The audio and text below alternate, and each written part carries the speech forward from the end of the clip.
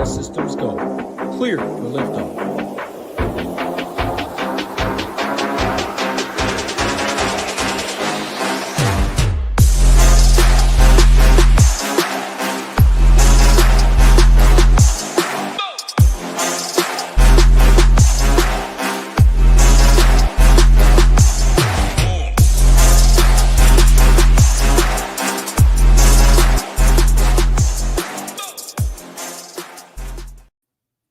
Oh, already messed it up. What is up, SHIPIT Nation YouTube station? It's your boy. We're back here with Rio, aka Hebrewcheetah.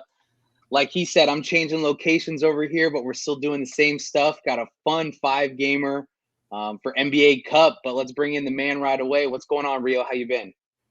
Been pretty good. Yeah, last night was a really interesting slate. We had a lot of discussion this morning about the whole Elfrid Payton and Tyrese Halliburton stuff. Definitely a lapse in judgment on my part, not having either of those guys really in my player pool yesterday, but still was able to have a pretty solid night. Had a lot of big stands on some low-owned guys like Jalen Johnson and like Denny Avdia, which really worked out for a lot of people. But yeah, hopefully we can recreate some of that magic tonight. And yeah, this is an interesting slate. A lot of moving pieces tonight with NBA Cup going on.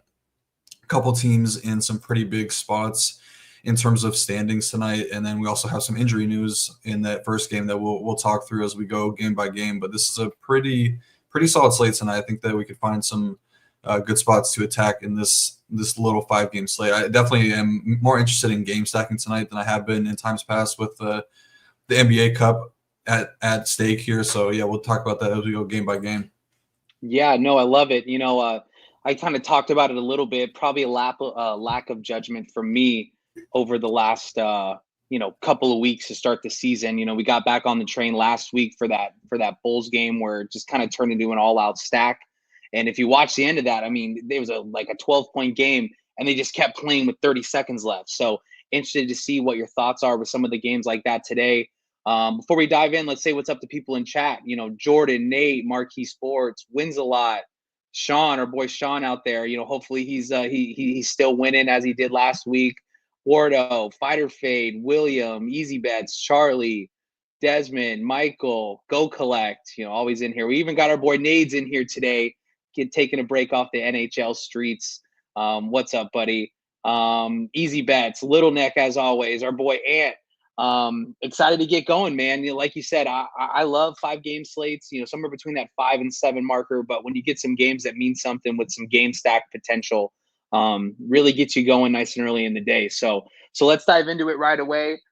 First matchup here. Sorry, guys, new setup. Trying to get all swung in here. I'm at my parents' house for Thanksgiving, but we got the Bulls at Washington, 4.5-point favorites for the Bulls at a 245.5 total. Really starting it off with what could be the marquee game of the night as far as fantasy purposes go. Really excited to what you see here. Hear what you say today. We got Jordan Poole. He's officially out. Lonzo doubtful. Patrick Williams is out. Horton Tucker's probable. And Phillips is probable. Let's break this one down because this is probably going to be the headline of the slate.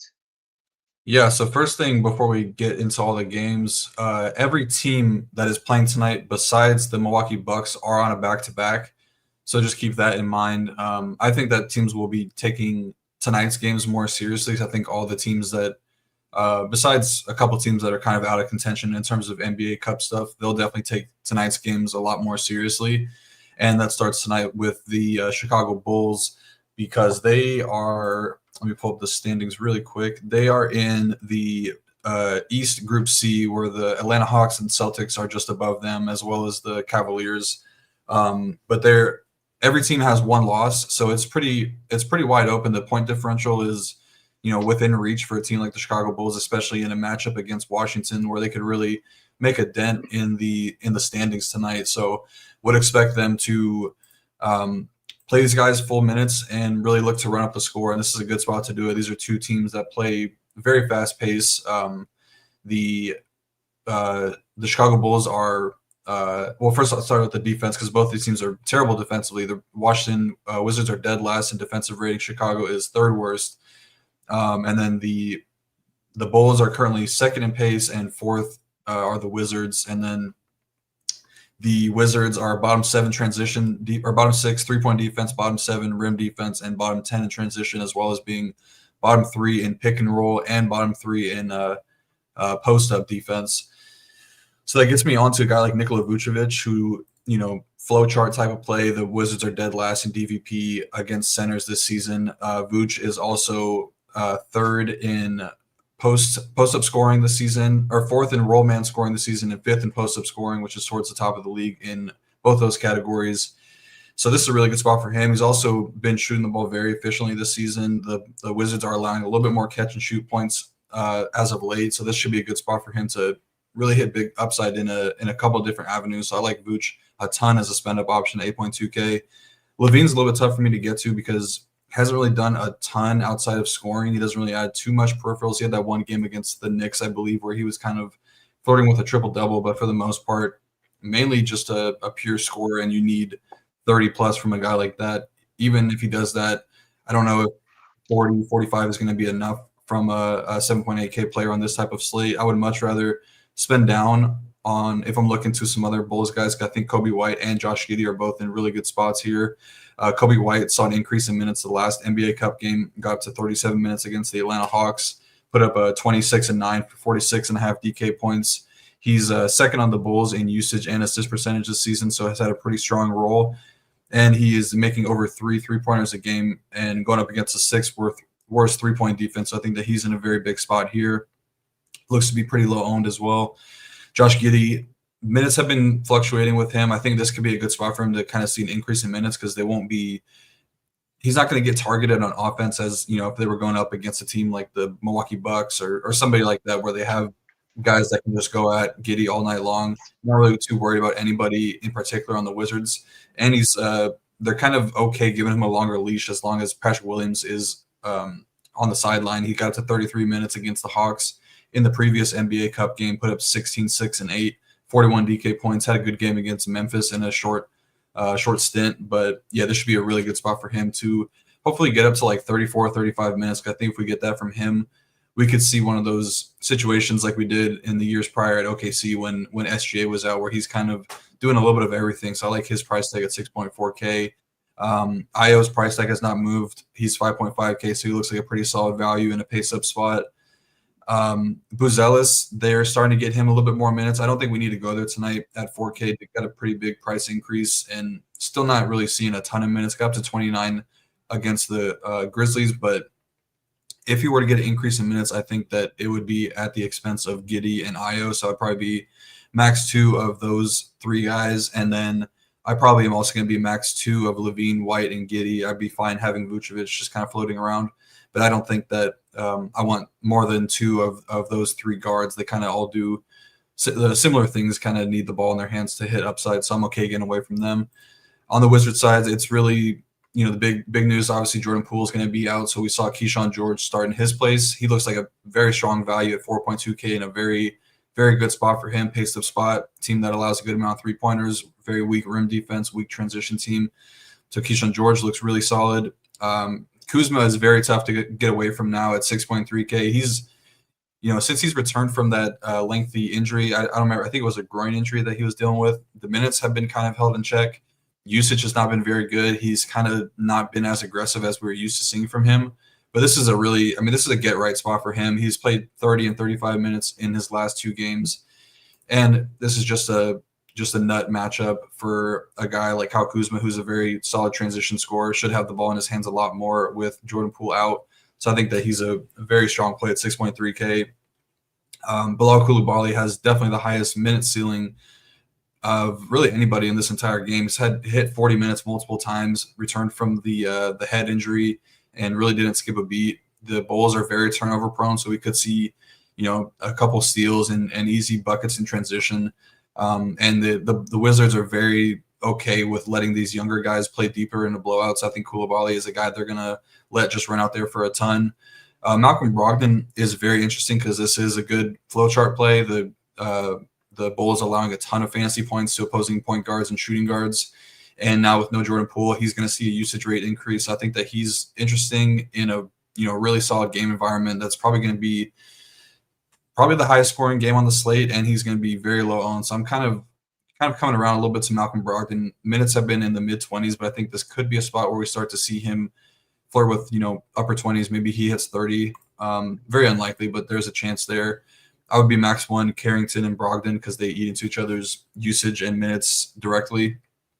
And then the big men for Washington, I'm very interested in both of them. Alexander Sarr has, flashed multiple upside in a very similar matchup against the Pacers, who are a very weak rim defense. Now going up against the team that ranks dead last in rim defense, I think that Alex Sarr could post another very solid game. DVP-wise, the Bulls are bottom 4 against centers. He's got power forward eligibility, which is very nice. So I think that he's a very, very strong play at 5K. Going to be very high owned. I'm okay eating that type of chalk. I think it's generally pretty good. And then Joval, I think he's a very high upside play. I don't think you need to be max one Sarr and Joval. I think they can both get there in the amount of time that they're on the court together. This is just such a good spot. But if you wanted to play a little bit more aggressively, you could be max one those two guys. And then last one I mentioned is Corey Kispert. He kind of can pop off in random games, and the minutes have been pretty consistent for him. I think that you'd probably want to be max 2 of Kispert, Kuzma, and Keyshawn George. Maybe Koulibaly you want to throw in there as well, but definitely Kuzma and Keyshawn George. I don't think I would want Kispert in those lineups. No, great. I guess after I hear all that, you've kind of checked every box as far as, my thought process of the game. I guess the tough questions for me is you've answered the first one, which other people might have, would be Sarr and Joval together. I mean, we've seen, the upside obviously from Sarr, and we've seen the downside. I saw a crazy stat that's like he's gone less than 4x his salary like 7 times, but gone like 7x his salary like 4 or 5 separate times this season. So the kind of the definition of the GPP play. Yeah. He's probably going to be my favorite. I don't know if that's wrong. Obviously, Kuzma's in there.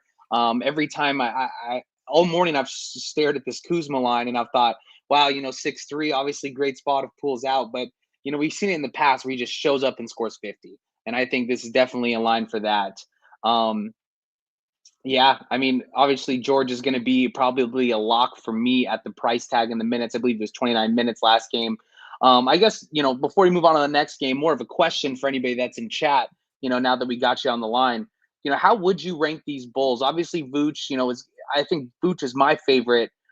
Is it going to be Giddey then White then Giddey? Because I agree on the Levine take. It's just a little too expensive for me. But how would you kind of separate those top 3 Bulls? Yeah, I definitely think Vooch is far and away the best, so I won't throw him in there. But I do rank it from the cheapest salary to the most expensive. I like what I've seen from Giddey lately with the injury situation. They've kind of been okay having him out there for a little bit more. He's played some pretty long stints too in that game against the Hawks. Like he played like a full first quarter stint. That's a lot different too because they have guys that can hunt him down on offense. This is just not a spot where I'm too worried about anyone in particular on Washington getting the best of him. So I like Giddey the most, and then I like Kobe White because he's shown better. I mean, definitely the range of outcomes is a lot wider on Kobe White than Levine, but I mean they've shown pretty similar ceiling cases, and we've seen 46, we've seen 50 from Kobe White this year. Levine has 1 game above 50, I believe, multiple games in the 40s, but it's really like he's kind of topped out at like 42 to 45 best case scenario outside of that Knicks game. So I do like I like Giddey, White, and then Levine. Great. No, and then just to kind of a little nugget on Giddey. I mean, he's more than 36 DraftKings points in 3 out of 4. I mean, you'll take that, at his price tag, especially pace up, better spot. Last question I saw it in chat. How many Wizards is too many Wizards? I mean, you could pretty comfortably get to 4, but I definitely think you're going to want Bulls on the other side and just hope for back and forth affair because, you could realistically start a lineup with Kuzma, Sarr, Joval, and Keyshawn George. I guess if you have 3 Wizards, you might not want to pair Sarr and Joval. Maybe gets like Koulibaly or something like that, and then really just hope that Sarr kind of runs away with the job tonight and plays like 32, 34 minutes or something. But yeah, I mean, I could definitely see myself getting to 4 Wizards tonight. As as gross as that sounds, there's definitely the scenario where they just get blown out, and then you see guys like Johnny Davis and Jared Butler and Anthony Gill, Marvin Bagley getting into the rotation. But yeah, I think that I'm gonna have a lot of exposure to this game to start off the night. I love it. Good. Get those bubbles up there early. Moving on. Sorry, guys. There's some sirens. I'm in San Diego. Crime's high out here nowadays, so you got to be careful out there. Bucks at the Heat, 2.5-point favorites for the Miami Heat. The 222.5 total.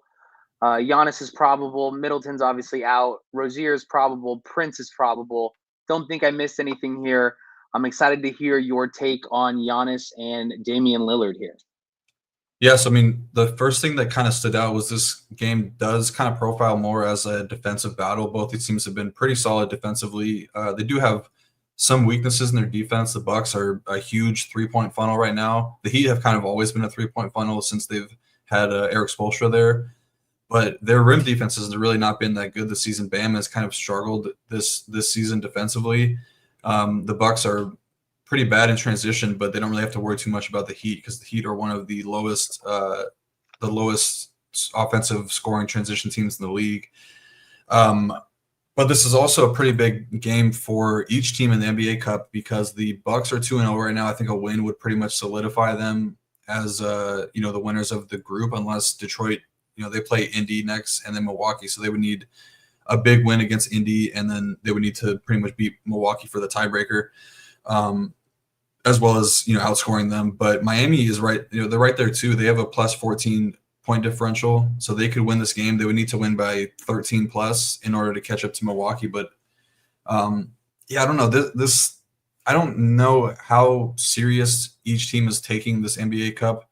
I don't like the Bucks have a lot of guys that are already making a shit ton of money, so they don't really need that extra $1 million. There's definitely the incentive for all the young guys, but I don't know how serious they're going to take this game. And then kind of the same thing for the Heat. I mean, they have a lot of guys that are pretty, getting paid pretty handsomely, but they did get Jimmy Butler back, so they're definitely kind of looking to, I'm not saying turn their season around, but looking to, be more competitive in the East. But yeah, the matchup for Giannis is it's not terrible. The Heat did hold him in check last season. He only averaged 29.7, 9.3, and 5 assists per game, just around 53 DK points per game. So there's a good amount of downside. But like I mentioned at the top of this game, the Heat are struggling to they're allowing a ton of points at the rim, right around 38 points per game at the rim. That's where Giannis is going to get most of his buckets. But I do think that this is one of the tougher matchups, just going against Bam, who has shown shown to be a pretty solid defender against a guy like Giannis. So I'm going to be taking an underweight stance on Giannis tonight, playing into some of these secondary bulls a little bit more, who I think have some sneaky big upside, and that would be Damian Lillard. He had his double-double streak broken last game, but still able to put up a pretty solid fantasy game, 45 DK points. Matchup is a little bit better for him going against a three-point funnel defense, but the Heat also play a lot of drop coverage in pick-and-roll scenarios, and Dame is very good against drop coverage guys because that's going to lend him to getting a lot of open looks behind the three-point line where those guys are going underneath the screen. So I could see a pretty big game from a guy like Damian Lillard tonight. Pretty good matchup for catch-and-shoot guys. I think that he has a couple different ways to get there. And then last two guys I'll mention on the Bucks, Gary Trent Jr. at 4.1K. He's looked to be kind of coming back to life over the last 4 games, shooting 17 for 26 from three-point range, consistently playing into the upper 20s. They're going to need a lot of off-ball scorers as they, play help defense on Giannis and try to prevent him from getting easy looks at the rim. So I think that he makes some sense. And then Brook Lopez, I think, has sneaky big upside here at 6K. The minutes have been very, very good for Brook. And I know that the DVP stuff would say that this is a bad spot for him, but I'm kind of overlooking that because I do think that, Brook is not your prototypical center that's going to be hanging out around the basket. Like, he's going to be on the three-point line and launching from deep. And, he's going to get most of his fantasy production from blocks and steals and three-pointers. So I think this could be a spot where he's left open a ton at three-point line, and you really just need him to knock them down. And he's actually been shooting the ball really well lately. So I think that we could see a pretty big game from Brook. I mean, he's one of the few guys in this 5.5K to 6.5K range that has shown a 50-point ceiling. So I think that he's a very sneaky option. On the Miami side, I'm not going to get to Bam tonight. A lot of injury or a lot of foul risks for him going up against Giannis. The Bucks have been excellent at limiting rim scoring, so I'm not going to get to him at all. I think Hero's in a pretty decent spot, but with the return of Jimmy Butler and Terry Rozier coming back tonight, it's going to take a little bit of ball handling away from him. I do like the matchup for him. Guards have been killing the Bucks all season long. Gotten a little bit better since they added Andre Jackson into the mix. AJ Green been playing pretty good defense as well. But I think that if I'm going to get to anybody, it's going to be Jimmy Butler at 7.8K. Returned from that lengthy injury absence and really did not, he picked up right where he left off, put up 54 and 57.75 DK points in the last 2 games, getting to the foul line a bunch, just extremely aggressive. There was all like the narrative in the beginning of the season that he's playing for a big contract. So, maybe he's just trying to get it going lately. But he looks like a pretty decent option at 7.8K. Probably would prefer Butler over Levine at that same price tag, but not a ton. I'm super interested on the Miami side. They are going to be getting Terry Rozier back, so that's going to kick somebody out of the starting lineup most likely. And they've been playing pretty deep bench with Alec Burks, Jovic, Josh Richardson, even Pelly Larson. All these guys are kind of mixing in, so probably don't see huge minutes from the secondary pieces, but we will see a lot from Bam, Hero, and Jimmy tonight. Yeah, no, love it. I mean, pre-show, like I let you know, I'm not the biggest fan of this game, but kind of talked me into kind of thinking about it a little bit, kind of falling in love with Dame a little bit. Like you said, 29% usage in 4 straight games. Love the Brook call. I mean, if he's going to take his 7-8 threes, which, he's shown us over the last few, and to be able to knock them down, that's a pretty big swing in a sneaky spot where, like nobody's going to really take into account, Bam coming out and not being the best defender out there in the perimeter. So absolutely love that. Talk me off the train a little bit before we move on to the next game with Tyler Hero. Like, I don't know. I mean, obviously there's going to be some movement back with Rozier, but I mean, 27, 16, 18, 15, 25 shots. And I mean, in the last 5 games, and, if you look at the 3-point numbers, 10, 10, 11, 9, and 17, I think he kind of edges out Butler for me just because of 3-point upside, but I could be way wrong on that. So do you have anything to say for me to not play Tyler Hero at 8K? No, not really. There's the narrative that he always plays well against Milwaukee because he's from the area, but no, I don't really have anything negative to say against him. I'm just kind of struggling to see like true upside. I think we're going to need pretty big scores on tonight's slate. We've generally seen scoring be very high on these NBA Cup games, but yeah, I mean he does a little bit of everything. So I don't think he's a bad play by any means. I would definitely play Hero over Zach LaVine tonight, I think. I actually don't want to say any of that because I feel like every time I say something like that, like LaVine is kind of guaranteed to go off for 50 plus now.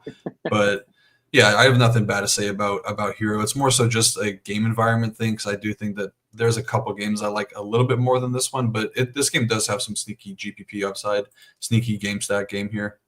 Yeah, no, love it.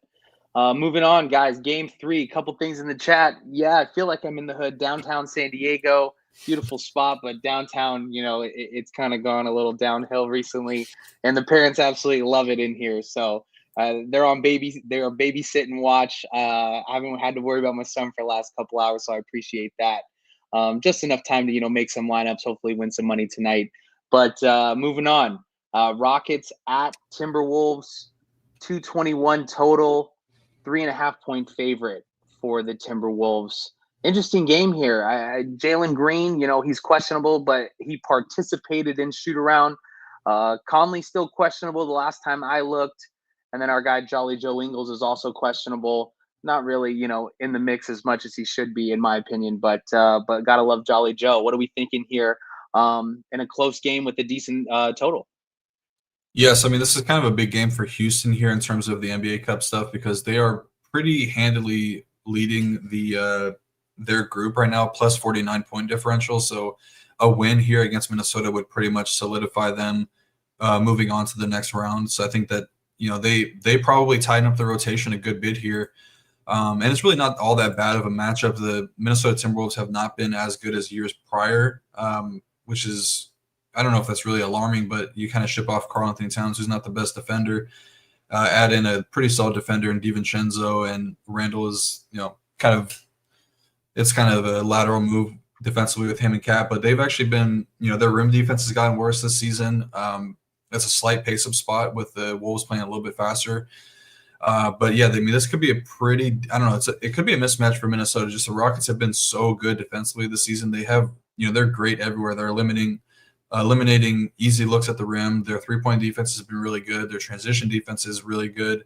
they're just, very solid up and down the board. So I think that the main interest I would have in this game is mainly on the Rocket side, because I do think that they play this game pretty tight. We might just see them cut out some of these guys in the rotation, like Aaron Holiday. Maybe we don't see any Reed Shepherd tonight. Maybe they just go with 8 guys, pretty much everybody from Dylan Brooks up. But yeah, nothing really stands out from a matchup perspective. I think that Fred VanVleet is pretty solid at 7.1K just because he might play like 40 minutes tonight. We've seen him be a pretty durable player coming off of 2 games versus Portland where he only had to play 28 points, and he insulted a couple refs on the way out. But wait, before we go, they fined Trae Young $100,000 today for missing that NBA Cup game, and they gave him 50, which just blows my mind. I know I kind of went on a couple of things in the Discord chat about how crazy that is. But unbelievable to me. Every time I watch that, I'm like, dude, that's like 3 games minimum, $100,000. But to give him 50, pretty crazy stuff. Yeah, we had the NBA ref apologist in the chat the other day going crazy for the refs. No, I'm just kidding. But yeah, that was just a little slap on the wrist for Fred VanVleet. He's probably like, I'll fucking do it again. I don't care.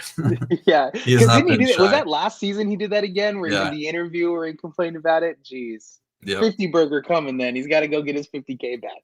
Yeah, exactly. But yeah, I mean, he could play a ton. Hasn't played a lot over the last couple of games, and generally been a guy that's very durable. And we've seen him get up into the 40s. And I think guards is probably where you are more likely to have mismatches against Minnesota, especially if Conley is in, because he's not the greatest, not the worst defender at this point in his career, but he's just old. And if they're going to toss Conley on him, then I think that he has a pretty decent matchup. I'm never really too into Jalen Green. I guess it would make sense just because he's always cheap, but you do need a lot of scoring from him, just true point scoring upside for him to kind of be viable. But yeah, I think like Tari Eason and Amin Thompson are always in play. I think that this could be a spot. Maybe we see a little bit more of them. Jabari Smith going to be on Julius Randle. That could lend itself to a little bit foul trouble on his side. So maybe we see Tari Eason check in earlier. And then Amin Thompson, I think that he's just too good to keep off the court. I guess, Dylan Brooks, he's done a very good job defending Anthony Edwards, so they're definitely going to want him out there.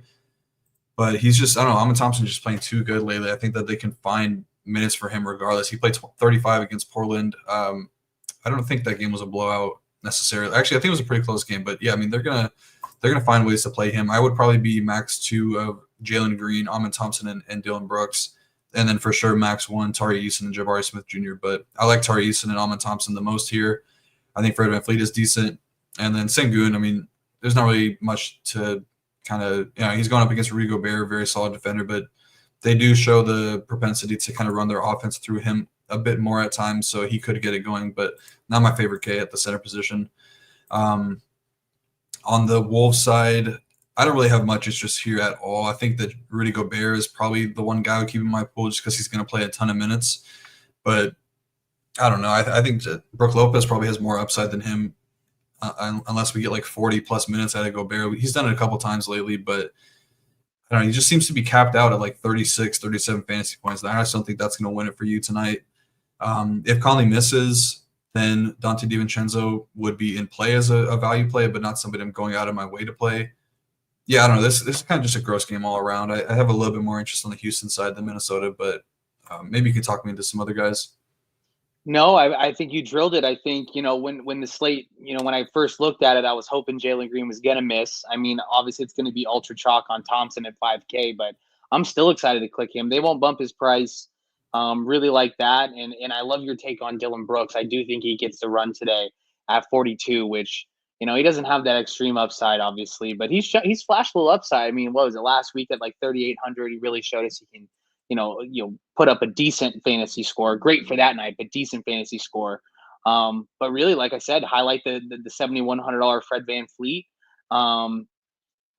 and get news, and hoping that I can play Thompson. Like, let's say Jalen Green's in.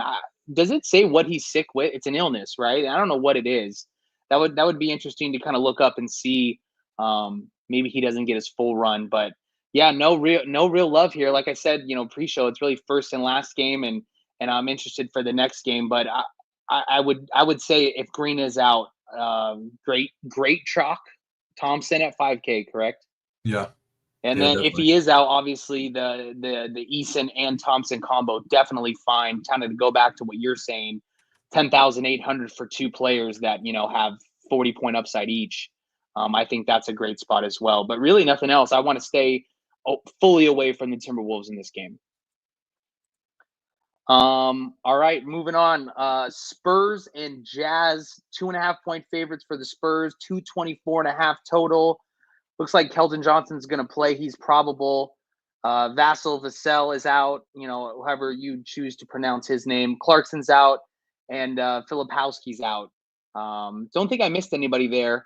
But this game is getting a lot of love, it feels like, and interested for you to talk me on to the love. As I said pre-show, I'm not finding myself much on this game. Yeah, I think the only thing that I would add is that it's not really a huge deal, but because this guy's kind of been out of the rotation lately, but Cody Williams is down in the G League now. So I have a lot of thoughts on that. As a Utah Jazz fan, just think a wasted pick, but I won't get into that. Save that for another day. But yeah, I mean, that's going to kind of tighten up the rotation a little bit. We saw them go very, very tight last game against the Knicks. Could have just been because they were kind of like, okay, we actually have a chance to win this game. Let's play our best players a lot, which I mean, you should do that every night, I think. But yeah, we saw big minutes from these guys. Laurie got up to 33. I think Collins was right around 33. Sexton played 38. Walker Kessler played 35. The only one that didn't get to the 30s in the starting lineup was Keontae George. But maybe he bounces back tonight. Still had a pretty solid game from a fantasy perspective, but yeah, I mean, this is kind of easily the second best game environment on the slate in my eyes. San Antonio heading into Utah for to face off against the Jazz for the fourth time already this season, so we have a pretty big sample size of these teams facing off. Jazz have been a little bit better defensively, kind of still in that bottom five range defensive rating wise. San Antonio they've been really good this season. They've kind of yo-yoed back and forth a little bit, had some bad games, but some of those were without Wemby.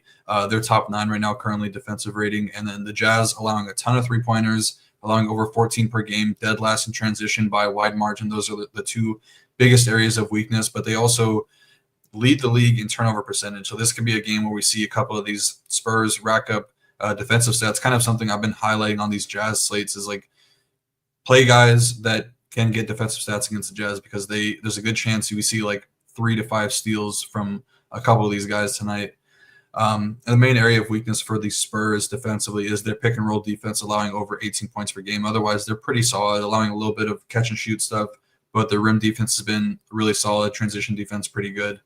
But the Spurs, they have a lot of incentive to win this game. They kind of have to blow out the Jazz here, which is very possible. They are 1-1 in their group. Lakers playing tonight. They trail them by they have a +1 point differential, Lakers +10 or +11, OKC +10. So you would need like a 20+ point win from San Antonio tonight. So could definitely see that happening here in a game versus a weak defense in the Utah Jazz. Jazz are pretty much out of contention in the NBA Cup, so they're really just playing for pride at this point. But yeah, Wemby is in a massive spot here. He's one of my favorite plays in the entire slate. He's historically had very good outings against the Jazz, averaging 63.4 DK points per game on a 24.5 point per game, 12.5 rebound per game, 3.5 assists, 2.5 steals, and 6 blocks per game against Utah. Just has a lot going for him here. Came back from the knee injury. It wasn't limited at all. Got up to 34 minutes against the Warriors in that game. And yeah, if we see 34 from Wemby, I mean, it's hard to overlook him because he's just such an elite fantasy point per minute producer. Like I mentioned, with the Jazz being a really high turnover team, we could see him get 3 to 4 steals. We know he's going to get a ton of blocks going up against Walker Kessler and John Collins down low. Jazz are terrible against centers, allowing the 3rd most fantasy points per game. So yeah, I think Wemby is probably my top spend on the entire slate. I'm going to look to get him in a lot of lineups. Hey, real quick, can I jump in here? Sure. I know you're going. We saw Kessler kind of play well versus Karl Anthony Towns. Obviously completely different players, and including size-wise. Do you think that Kessler being back obviously helps that specific statistic regarding centers? Yes and no. I think that he definitely improves the rim defense because they've been pretty bad with a guy like Filipowski down low.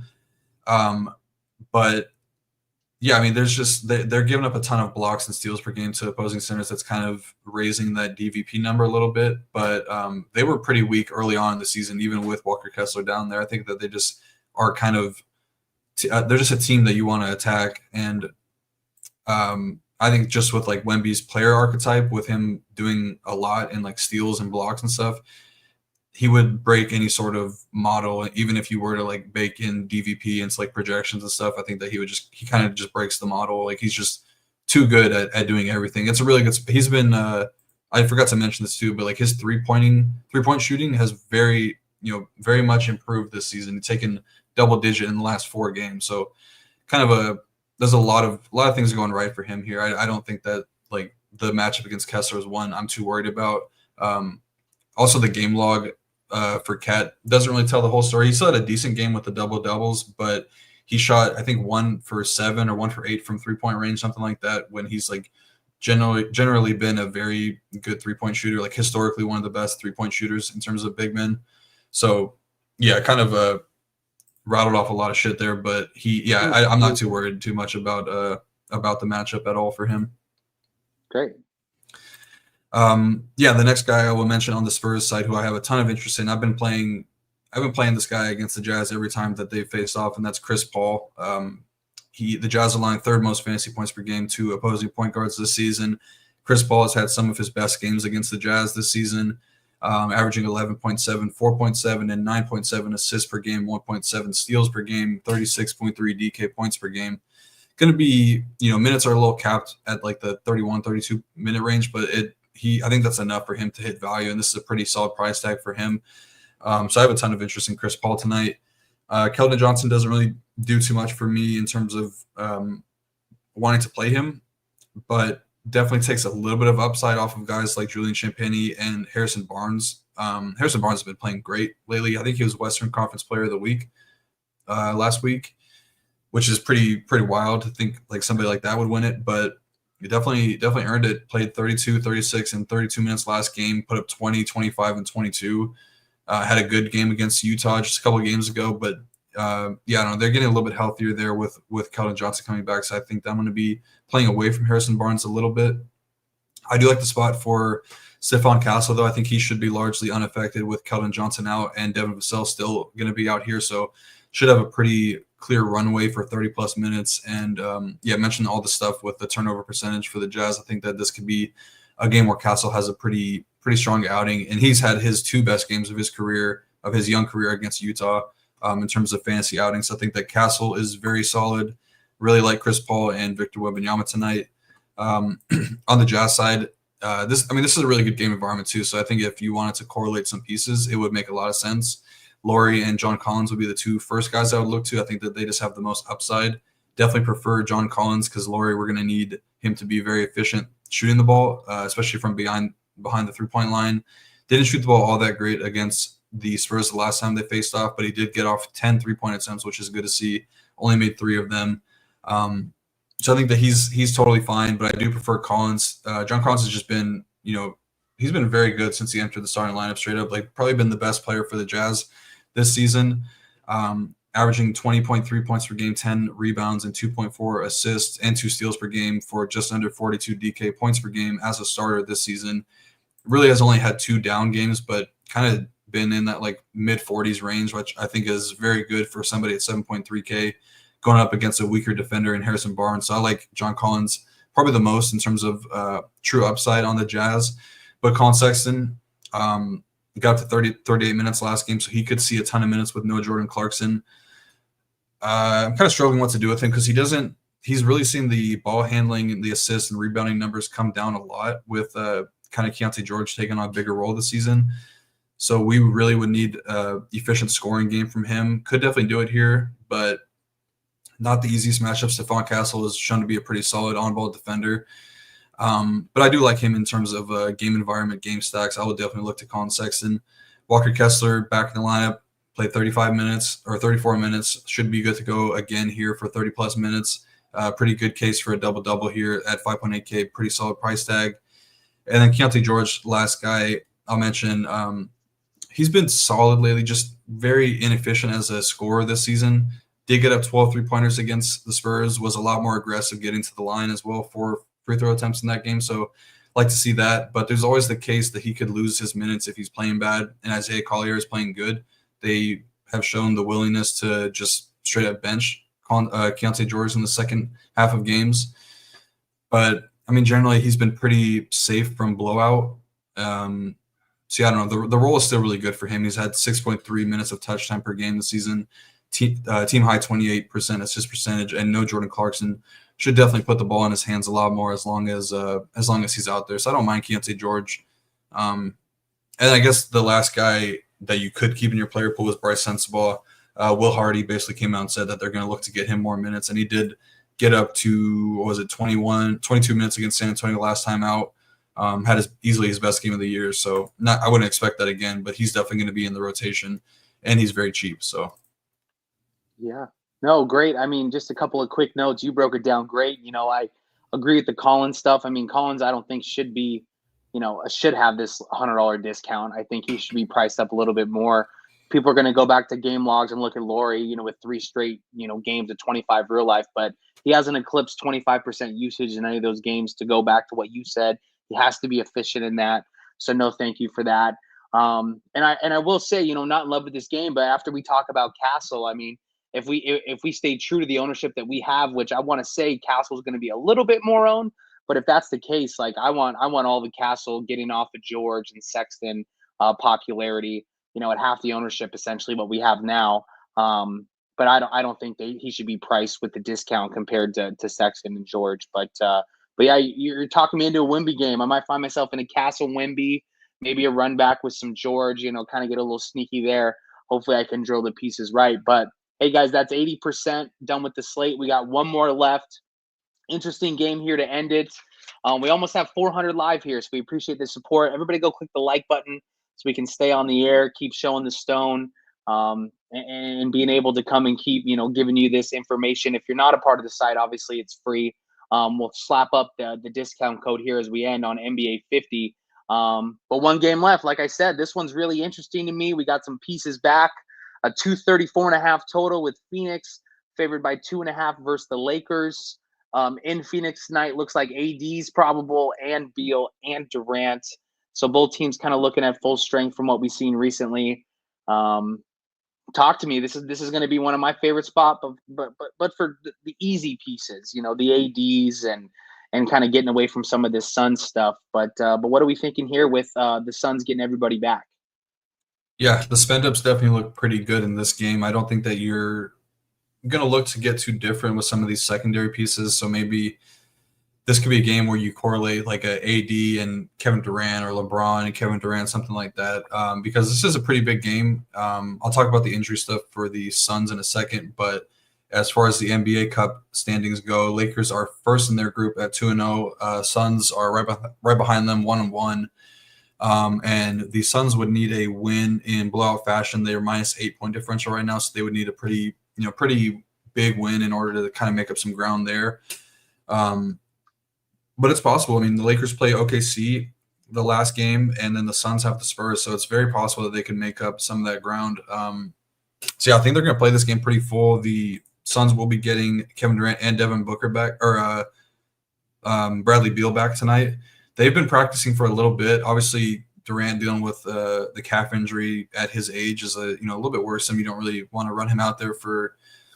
I mean, I think he was leading the league in minutes at some point this season. Might have been up there in like that 38, 39 minute range. I don't think we're going to get that tonight with this being his first game back, but I think he'll be like 90% full. Like maybe we get to 35, 36.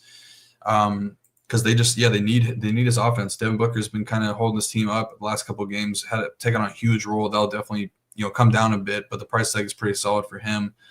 So I think on the Phoenix side, I do have interest in Booker and Durant. Definitely like Durant a little bit more because he's only 8.3K at a power forward center, which is kind of weird.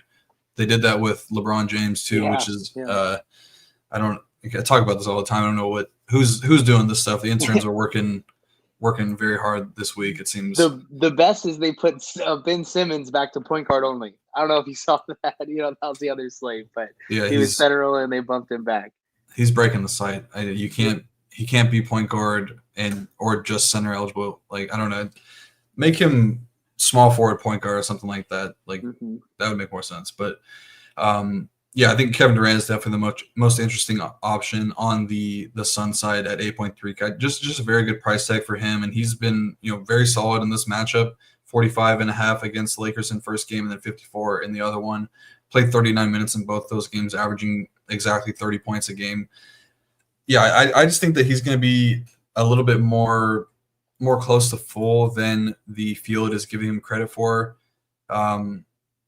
I just don't know if that is enough on this slate because, like I said, we're going to see some pretty high scores with it being an NBA Cup game. But he's definitely my favorite option on the Sun side. Also, a crazy stat. I have to double check this, but I think Kevin Durant was like leading the league in transition scoring this season, or maybe second, right behind Giannis. Definitely, top of the league in terms of points per possession and transition scoring.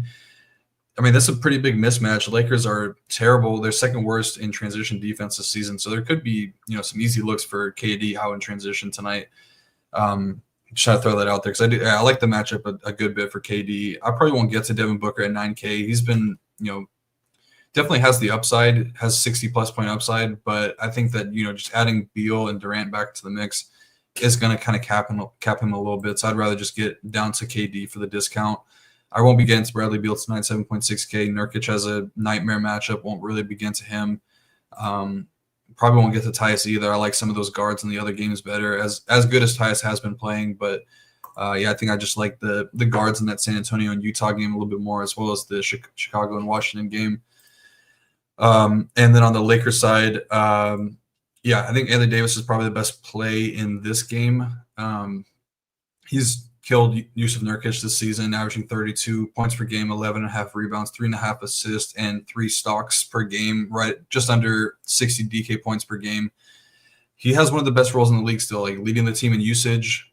As a league team leader in scoring. They're going to run the offense through him. Had a couple down games, but we could see the minutes get elevated here a little bit as the Lakers look to retain their title as the NBA Cup champions. So I think that AD makes a ton of sense, but I do like Wemby a little bit better.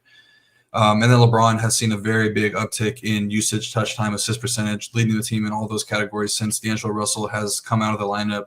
I like to attack the Suns with pick and roll ball handlers. Not really LeBron's game. Only 17% of his possessions come in pick and roll scenarios, but he's been getting double doubles pretty easy all season long. Had that stretch where he was getting a bunch of triple doubles in the beginning of the month. He was held in check in the first 2 meetings this against the Suns, but that was earlier in the season where he was just very passive to start.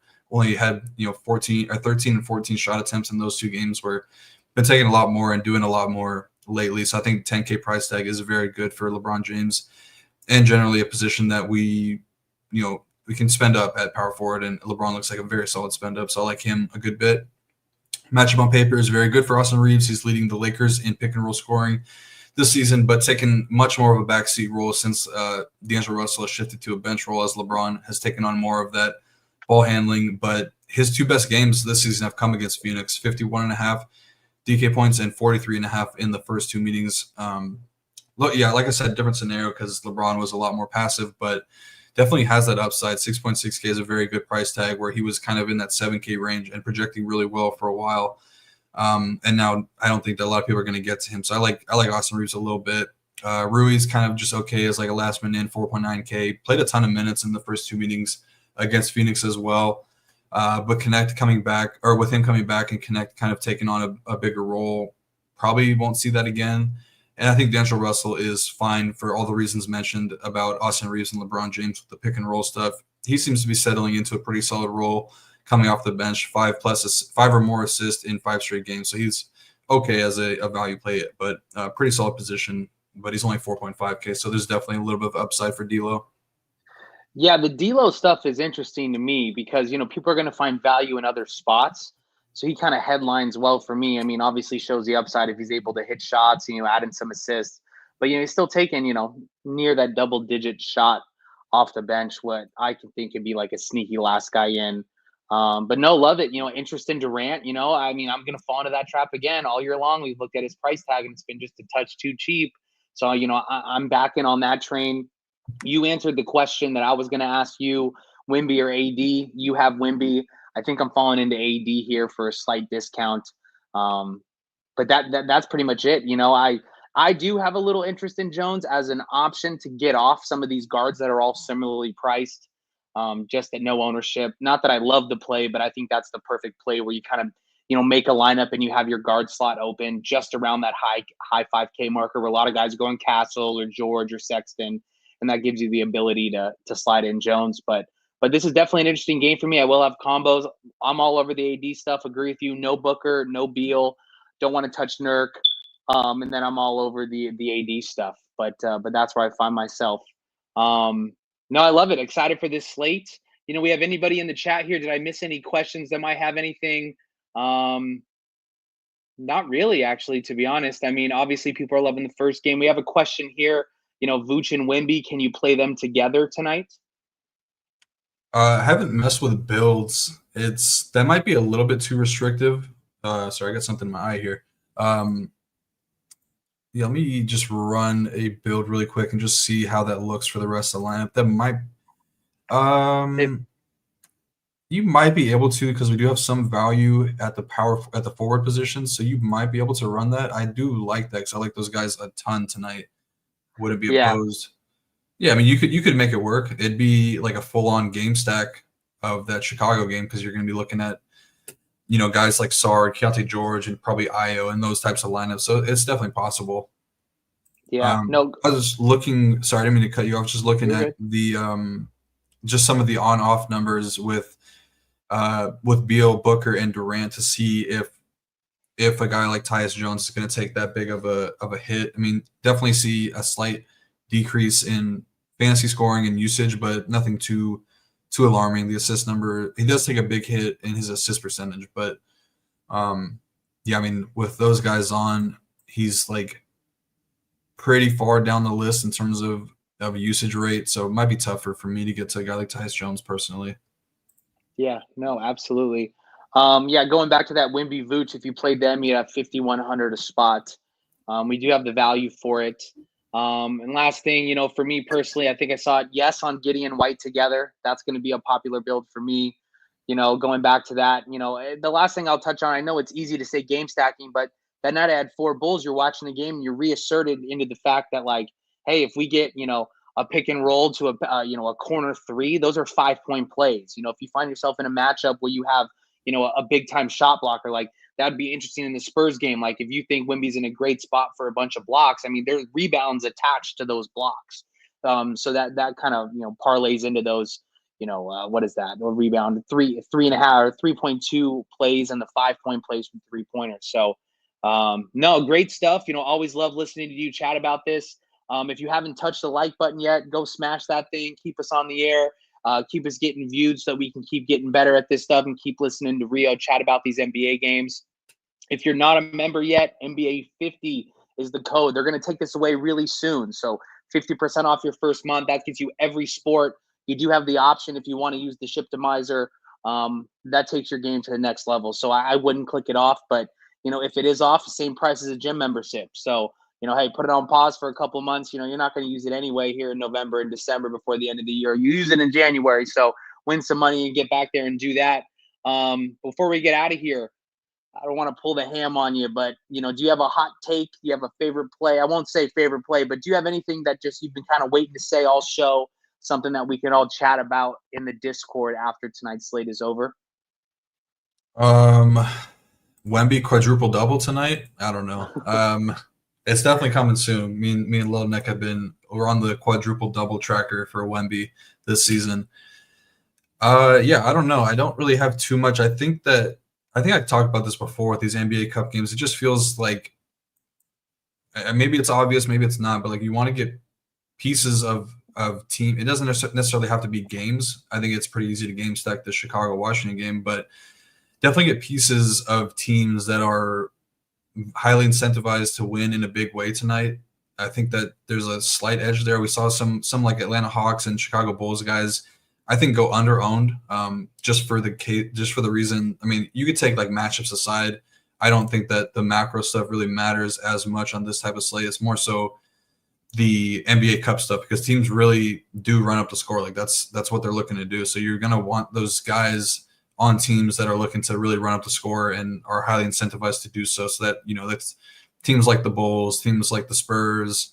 I would say, yeah, both Milwaukee and the Heat are highly incentivized to win tonight. Same with the Rockets. I think that those are the type of like takes I'm looking to lean heavily into tonight. Love it. Before we get out of here, Anthony Edwards with the spicy tag from Little Neck. If you guys aren't in the Discord and you guys are missing out, got to get in there. These are such fun conversations. Wake up in the morning time and I read 250 messages. You got to catch up because everybody's chatting strategy. So appreciate you, sharing your knowledge over the last hour. Thank you guys for watching. Smash the like button. We're going straight to the Discord. Cores will be posted. Slate plan's already up. Get over there and enjoy a good night. But to everybody, good luck. Rio, thank you. And let's ship it.